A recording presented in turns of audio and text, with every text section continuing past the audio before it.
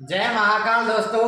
आज महाकाल का नारा लगाते हुए आज की क्लास को स्टार्ट करते हैं। आज की क्लास में अपन पढ़ने वाले हैं पास्ट इंडेफिनिट टेंस। उससे पहले प्रेजेंट इंडेफिनिट टेंस का विस्तार से बातचीत वार्तालाप कर ली थी। ठीक है, आज पास्ट इंडेफिनिट टेंस को देखते हैं। इसमें हिंदी में पहचान समय की तरफ देखते हुए यहाँ पे ऑलरेडी लिख दिया गया है। हिंदी में पहचान है ता था। हिंदी के वाक्यों के अंत में ता था, ती थी, ते थे, या ये ये, या ये और और ई आदि शब्द आते हैं। अंत में आदि शब्द आते हैं, वहां आदि शब्द आते हैं, वहां कौन सा टेंस होगा? पास्ट इंडेफिनिट टेंस होगा। देखिए दोबारा हिंदी में पहचान ता था, ती थी, ते थे। ठीक है, इसके अलावा या ये या आ और ई आते हैं, वहां पास्ट इंडेफिनिट टेंस होगा। बिल्कुल जैसे जैसे जैसे जैसे। ठीक है, जैसे में देखिएगा राहुल अपने गांव गया। राहुल अपने गांव गया। राहुल अपने गांव गया। यहाँ पे या आ रहा है लास्ट में, या ये दिख रहा है आपको, या है तो यहाँ पे लिख रखा है या ये जी। इसमें से कोई भी आया तो या आ गया, तो कौन सा टेंस हो गया? पास्ट इंडेफिनिट टेंस हो गया। ठीक है, जैसे में ये हो गया। अब लिखिएगा अंग्रेजी में पहचान। कोई बता सकता है अंग्रेजी में पहचान क्या होगी? पास्ट इंडेफिनिट टेंस की अंग्रेजी में पहचान क्या होती है? कोई बता सकता है क्या? अंग्रेजी में पहचान होती है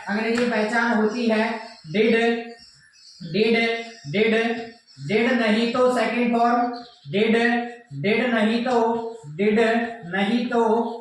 फॉर्म, डिड नहीं तो सेकंड फॉर्म, डिड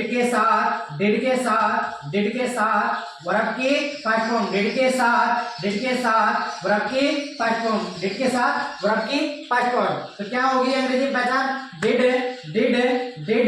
डिड नहीं तो सेकंड फॉर्म, डिड के साथ फर्स्ट फॉर्म, डिड के साथ फर्स्ट फॉर्म। बिल्कुल। इसके बाद में देखिएगा इसकी हेल्प वर्ब। ठीक है, हेल्प वर्ब में लिखिएगा डिड। हेल्प वर्ब में डिड का प्रयोग सभी सेंटेंसों में किया जाएगा, ओनली अफर्मेटिव सेंटेंस को छोड़ के। तो लिखिएगा, इसके अंदर लिखिएगा अफर्मेटिव सेंटेंस में डिड का प्रयोग नहीं किया जाता है। अफर्मेटिव सेंटेंस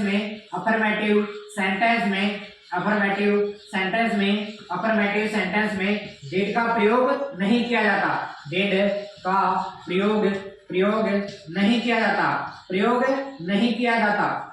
नहीं करते हैं, डिड का प्रयोग नहीं करते हैं। ठीक है, एक्टिव वर्ब क्या हुई? डिड का प्रयोग अफर्मेटिव सेंटेंस में नहीं करते हैं। इसके बाद में देखिएगा एडवर्ब। ठीक है, इसको मैं साफ करता हूं। एडवर्ब में देखिएगा, सीधा चलते हैं एडवर्ब की तरफ। एडवर्ब तो एडवर्ब होगी इसकी yesterday, one day, sometime back, ago, long ago. ठीक है, समटाइम बैक। और इसके अलावा होगी last, day, night, week, month, year और सडनली। ये होगी इसकी एडवर्ब। तो देखिएगा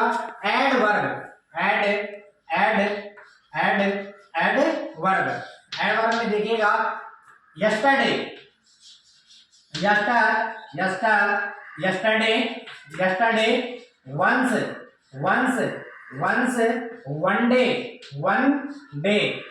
वन डे। ठीक है, इसके अलावा सम टाइम बैक।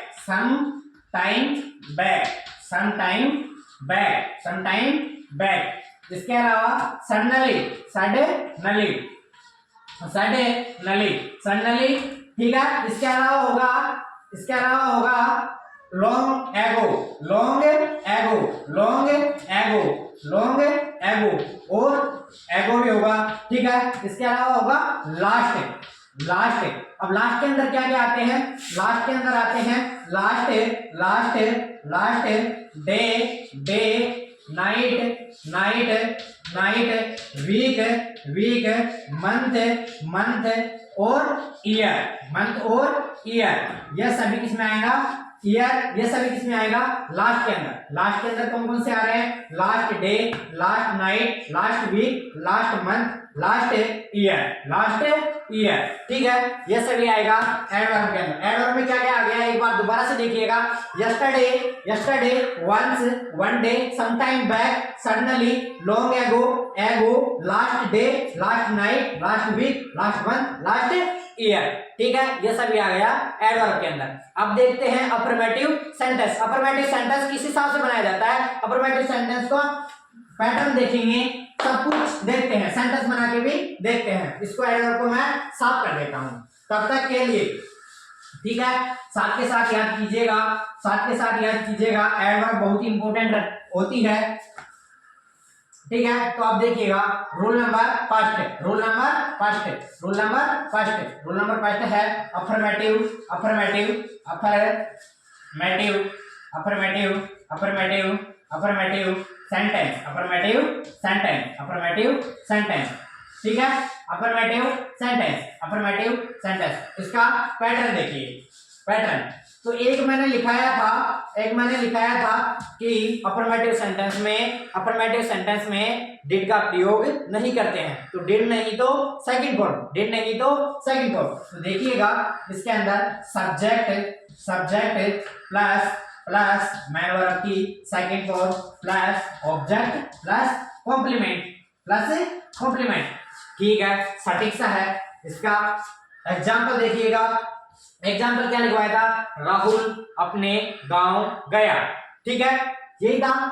देखिए अब इसके अंदर देखिए राहुल, सब्जेक्ट क्या है? राहुल, RAHUL, राहुल। गया, जाना क्या बोलते हैं? गो। तो सेकंड फॉर्म क्या हुई? Went. Rahul went, Rahul went to, अपने को क्या बोलते हैं? अपने को क्या बोलते हैं? अपने को बोलते हैं हिज। अपने को क्या बोलते हैं? His, his village, his village, his village, his village.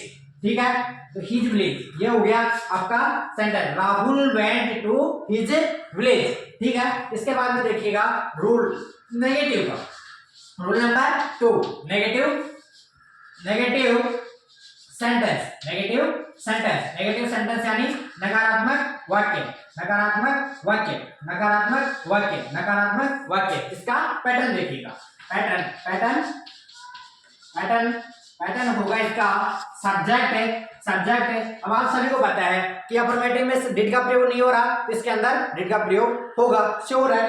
तो subject, subject plus helping verb क्या होगी? डिड, डिड प्लस इससे नेगेटिव है तो नोट ऐड कर दीजिएगा। ठीक है, नोट, नोट मैन वर्ब की फर्स्ट फॉर्म, डिड के साथ फर्स्ट फॉर्म, डिड नहीं तो सेकंड फॉर्म। पहले बताया था अंग्रेजी में पहचान, तो फर्स्ट फॉर्म डिड के साथ first form plus object, plus object plus complement, plus complement. ठीक है, देखिएगा इसका एग्जांपल देखिएगा। सब्जेक्ट क्या था? राहुल, सब्जेक्ट क्या था? राहुल, सब्जेक्ट क्या है? राहुल।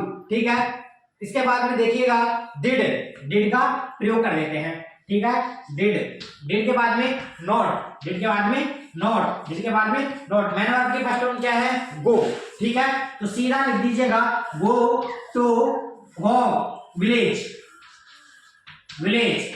ठीक है, सेंटेंस अपने गांव गया, यही था, या अपने घर गया ये था, शायद अपने गांव गया यही है, तो गांव का बनेगा विलेज, और घर होता तो यहाँ पे लिख देता होम। ठीक है, तो देखिएगा आगे देखिएगा interrogative, interrogative sentence, interrogative sentence. Affirmative sentence हो गया, तो रूल नंबर 3 पे आएंगे इंटरोगेटिव सेंटेंस। इंटरोगेटिव सेंटेंस कितने प्रकार से बनाए जाते हैं? इंटरोगेटिव सेंटेंस 2 प्रकार से बनाए जाते हैं, पहला हेल्पिंग वर्ब से और दूसरा WH वर्ड से, दूसरा WH वर्ड से। देखिएगा, देखिएगा इसके अंदर देखिएगा interrogative sentence, interrogative, interrogative, interrogative, interrogative, interrogative, interrogative sentence, interrogative sentence. Interrogative sentence का अर्थ क्या होता है? प्रश्नवाचक वाक्य, प्रश्नवाचक वाक्य। ठीक है, इसका पैटर्न देखिएगा, पैटर्न देखिएगा, पैटर्न जो भी हेल्पिंग वर्ब से, हेल्पिंग वर्ब से। किससे? हेल्पिंग वर्ब से। पहले देखेंगे हेल्पिंग वर्ब। तो हेल्पिंग वर्ब पहले लिख दीजिएगा। इसके अंदर हेल्पिंग वर्ब पहले आएगा did plus plus subject plus main verb की फर्स्ट फॉर्म प्लस ऑब्जेक्ट और प्लस कॉम्प्लीमेंट। ठीक है, कॉम्प्लीमेंट। ठीक है, ये आएगा, ये हो गया। ठीक है, इसका एग्जांपल देखिएगा। इसका एग्जांपल तो सबसे पहले डिड सब्जेक्ट क्या था? सब्जेक्ट था राहुल सब्जेक्ट था राहुल। मैन वर्ब की फर्स्ट फॉर्म क्या है? गो। मैन वर्ब की फर्स्ट फॉर्म क्या है? गो। तो गो टू विलेज। ये हो गया आपका सेंटेंस। तो यहाँ पे क्वेश्चन मार्क लगा दीजिएगा, लास्ट में क्वेश्चन मार्क लगा दीजिएगा। ठीक है, इसके बाद में देखते हैं WH वर्ड से। दूसरा था WH वर्ड से। ठीक है, WH वर्ड से था। WH वर्ड से देखिएगा कि सबसे पहले WH वर्ड आता है। WH वर्ड के बाद में हेल्पिंग वर्ब आएगी। हेल्पिंग वर्ब क्या है? डिड। ठीक है, इसके बाद में सब्जेक्ट आएगा। इसके बाद में सब्जेक्ट नोट कीजिएगा। सब्जेक्ट के बाद में मैन वर्ब की फर्स्ट फॉर्म आएगी। मैन वर्ब की फर्स्ट फॉर्म, उसके बाद में ऑब्जेक्ट, उसके बाद में कॉम्प्लीमेंट और क्वेश्चन मार्क। ठीक है, देखिएगा WH वर्ड एग्जांपल था। एग्जांपल के अंदर WH वर्ड लगाएगा वाई डिड, सॉरी प्लस लग गया, वाई डिड ऐसा कैसा हेल्पिंग वर्ब। ठीक है, इसके बाद में सब्जेक्ट क्या था? Rahul. Y did Rahul. Man verb की फर्स्ट फॉर्म गो और सीधा टू विलेज। आ रहा है समझ में? क्वेश्चन मार्क एंड में लगा दीजिएगा। पैटर्न के अकॉर्डिंग बना रहे हैं, कुछ भी नहीं लगा रहे इसके अंदर, ओनली पैटर्न देख रहे हैं, पैटर्न के अकॉर्डिंग ही सेट कर रहे हैं। ठीक है, तो वाई डिड राहुल गो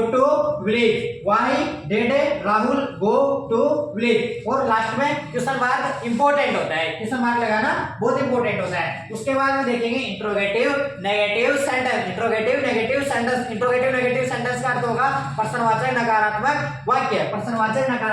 वाक्य। तो मैं उससे पहले इसको साफ कर देता हूं। Interrogative negative. ठीक है, इंट्रोगेटिव नेगेटिव देखिएगा। इंट्रोगेटिव नेगेटिव यानी प्रश्नवाचक नकारात्मक वाक्य। ठीक है, इंट्रोगेटिव नेगेटिव सेंटेंस यानी प्रश्नवाचक नकारात्मक वाक्य। ठीक है, हेल्पिंग वर्ब से इसके अंदर क्या होगा? इसके अंदर नोट का प्रयोग होगा। ठीक है, हेल्पिंग वर्ब क्या थी? Did plus subject plus not plus main verb की फर्स्ट फॉर्म। ठीक है, इसके बाद में ऑब्जेक्ट प्लस कॉम्प्लीमेंट। ठीक है, तो इसका एग्जांपल था राहुल अपने गांव गया। ठीक है, सॉरी, वाक्य देखा था। वाक्य के अंदर क्या था?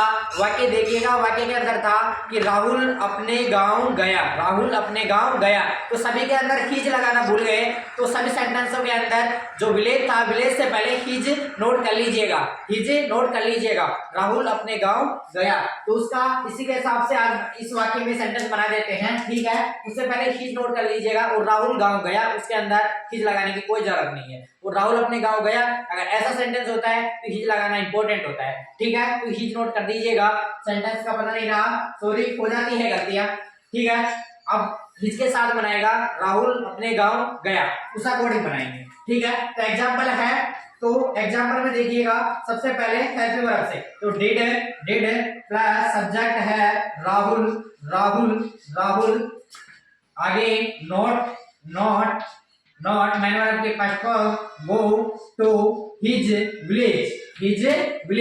ऐसा ही सभी सेंटेंसों में कर लेंगे। जो नेगेटिव वाला है उसके अंदर भी ऐसा ही कर लेंगे। ठीक है, उसके अंदर भी ऐसा ही कर लेंगे। ठीक है, इसके अंदर ऐसा करने के बाद में ये बन गया आपका हेल्पिंग वर्ब से, ये बन गया हेल्पिंग वर्ब से। Did Rahul not go to his village, ठीक है। इसी हिसाब से देखेंगे दूसरा है WH वर्ड से, WH वर्ड से, WH वर्ड से देखिएगा, WH वर्ड से देखिएगा, WH वर्ड से है WH वर्ड प्लस डिड, उसके बाद में सब्जेक्ट, उसके बाद में सब्जेक्ट के बाद में नोट, मैन वर्ब से पहले नोट आता है, ठीक है। उसके बाद में मैन वर्ब की first form object plus complement, object plus complement, ठीक है। क्वेश्चन मार्क लगा दीजिएगा। देखिए इसमें एग्जांपल देखिएगा, राहुल अपने गांव गया, तो उसके अंदर WH वर्ड सबसे पहले यूज होगा। पैटर्न के अकॉर्डिंग देखते हैं कि WH वर्ड सबसे पहले यूज होगा। उसके बाद में डिड, तो पैटर्न के अकॉर्डिंग क्या लगाएंगे, डिड, उसके बाद में सब्जेक्ट, उसके बाद में सब्जेक्ट, तो सब्जेक्ट क्या है, सब्जेक्ट है राहुल, उसके बाद में नोट, तो नोट का जो का क्यों, ठीक है। मैंने वर्ब के फर्स्ट फॉर्म क्या है, गो, तो गो का गो, और उसके बाद में to, go to his village, ठीक है, विलेज, और क्वेश्चन मार्क एंड कर दीजिएगा, ठीक है। तो यह हुआ आपका फर्स्ट इंडेफिनिट टेंस। और इसके अंदर जो भी समझ में नहीं आया हो वो कमेंट बॉक्स में लिख दीजिएगा, और दोबारा से देखने पर सब कुछ समझ में आएगा, ठीक है। और थोड़ी बहुत गलती हुई थी कि अपने गांव, तो उसको वो माइंड से निकल गया था कि सेंटेंस क्या था, इस वजह से हो गया, ठीक है। और जो भी भाई जो सेंटेंस लिख रहे हैं, कॉपी में नोट्स उतार रहे हैं, वो सभी उसको हिज कर लीजिएगा, ठीक है। और रही बात आगे की कि पास्ट कंटिन्यूअस को कैसे क्या करना है, तो पास्ट कंटिन्यूअस को रेगुलर ही पास्ट इंडेफिनिट को पढ़ोगे तो पास्ट कंटिन्यूअस तभी समझ में आएगा, ठीक है। क्लास मिस नहीं करनी है, एक भी क्लास मिस किया तो सब कुछ चौपट हो जाएगा। तो रेगुलर आपके जो क्लासें डल रही है उन सभी को रेगुलर नोट्स बनाने के साथ में ही पढ़ते जाइए, याद करते जाइए, तो आपके टेंस क्लियर होती जाएंगे, ठीक है। आज के लिए इतना ही, धन्यवाद। मिलते हैं अगली क्लास में पास्ट कंटिन्यूअस टेंस के साथ। राम राम, धन्यवाद।